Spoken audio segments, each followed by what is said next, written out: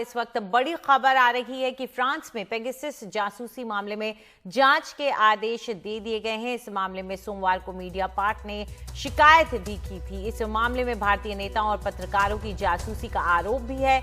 इसको लेकर आज संसद में हंगामा भी हुआ है और फ्रांस की में क्या हो रहा है इस जांच को लेकर हमारे साथ जुड़ गई हैं हमारी सहयोगी कादम्बिनी शर्मा। कादम्बिनी, ये जांच किसकी है और किन एस्पेक्ट्स पर ये जांच की जाएगी?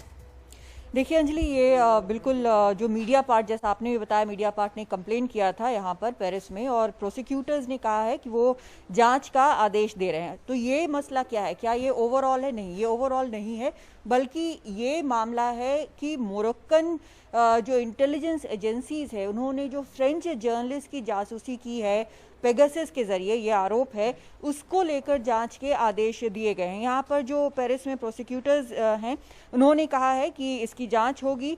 10 डिफरेंट चार्ज जो हैं इसकी जांच की जाएगी। इसमें ब्रीच ऑफ पर्सनल प्राइवेसी यानी कि निजता का उल्लंघन हुआ है कि नहीं, फ्रॉडुलेंट गलत तरीके से पर्सनल इलेक्ट्रॉनिक डिवाइसेस को कॉम्प्रोमाइज किया गया है या नहीं, या क्रिमिनल एसोसिएशन, इन सभी चीज़ों सहित 10 एस्पेक्ट्स की जांच होगी। ये लीगल कंप्लेंट सोमवार को किया गया था और इसमें मीडियापार्ट के जो फाउंडर हैं उनके अलावा और भी जर्नलिस्ट, उसके एक और जर्नलिस्ट शामिल हैं।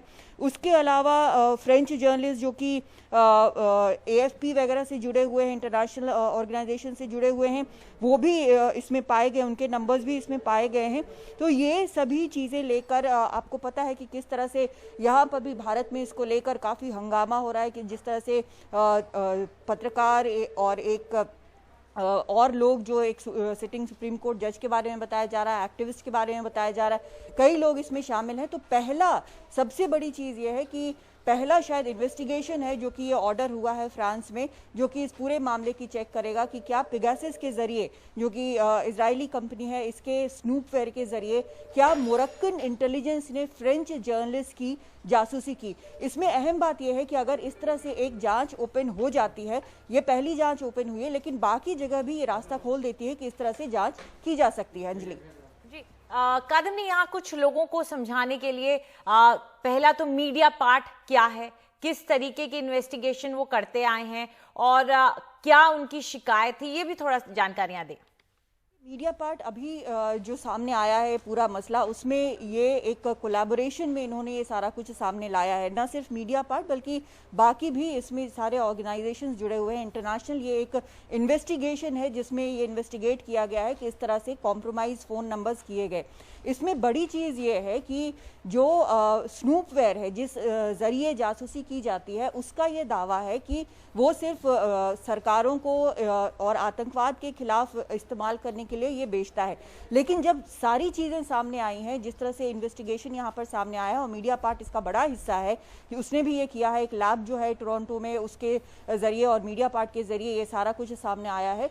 तब ये पता चला है कि कई देश जो हैं वो अपने ही जो सिटीजन्स हैं उन पे इस तरह से जांच करा रहे हैं। लेकिन पेरिस वाला जो मामला है, जो फ्रांस वाला मामला है, वो थोड़ा अलग है, क्योंकि यहाँ पे फ्रांस सरकार इसमें दायरे में नहीं है, बल्कि मोरक्कन जो एजेंसीज हैं, इंटेलिजेंस एजेंसीज, उसके ऊपर आरोप लगा है। तो ये सारी जांच वहाँ पर इस तरह से होगी। लेकिन सबसे बड़ी बात यही है कि जांच अब एक बार शुरू हो गई है तो इससे और भी चीज़ें सामने खुलेंगी, सामने आएंगी कि आखिर हो क्या रहा है।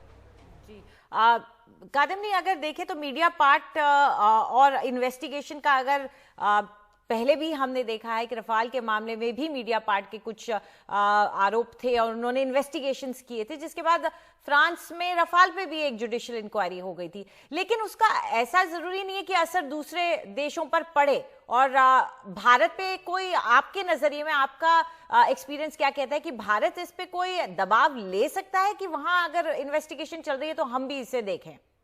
बिल्कुल नहीं, भारत दबाव ले न ले ये तो पूरी तरह से सरकार पर डिपेंडेंट है, क्योंकि जब एक कंपनी ये कहती है, जब इतना हाईटेक ये मामला है और इसमें जब एक कंपनी कहती है कि हम सिर्फ सरकारों को बेचते हैं, वेटेड, मतलब जिनके बारे में ठोक बजा के उन्होंने निश्चित कर लिया है, लेकिन यहाँ पर किसी ने नहीं माना है, किसी भी तरह से आधिकारिक तौर पर ये नहीं माना गया है कि इस तरह की कोई खरीद हुई है, इस तरह का कोई समझौता हुआ है। तो जो यहाँ पर जिन लॉयर्स से मेरी बात हुई है उनका कहना है कि सबसे बड़ा फैक्टर जो है, स्टम्बलिंग ब्लॉक जिसको कह सकते हैं, वो ये है कि आखिर शुरुआत वो लीगल तौर पर कहाँ से करेंगे। लेकिन यहाँ पर क्योंकि मामला जो थोड़ा सा हमको फर्क करना होगा वो ये है कि एक दूसरा देश है जो कि दूसरे देश में उनके पत्रकारों के ऊपर इस तरह से जासूसी कर रहा है, तो यहाँ पर मामला अलग है। लेकिन भारत में मामला अलग है। भारत में यह है कि यहाँ के खुद अपने नागरिकों के ऊपर इस तरह से जासूसी हुई है। तो अब अगर सरकार ये कहती है कि हमने ऐसा कुछ नहीं किया, तो इसका मतलब ये है जो विपक्ष कह रहा है कि हाँ इसका एक इंडिपेंडेंट इंक्वायरी होना चाहिए अगर इस तरह की बात नहीं है, क्योंकि ये काफी चिंताजनक बात है। बहुत सारी चीजें कॉम्प्रोमाइज हो जाती हैं कई लेवल्स पे, ना सिर्फ लोकतंत्र में जर्नलिस्ट की बात हो, एक्टिविस्ट की बात हो, जजेस की बात हो, या फिर डिप्लोमेट्स के बारे में भी कहा जा रहा है। तो ये देखना बहुत जरूरी होता है। ये जरूर है कि फ्रेंच कोर्ट ने जब ऑर्डर किया है प्रोसिक्यूटर्स ने, तो एक नजीर जरूर है कि हाँ ऐसा किया जा सकता है।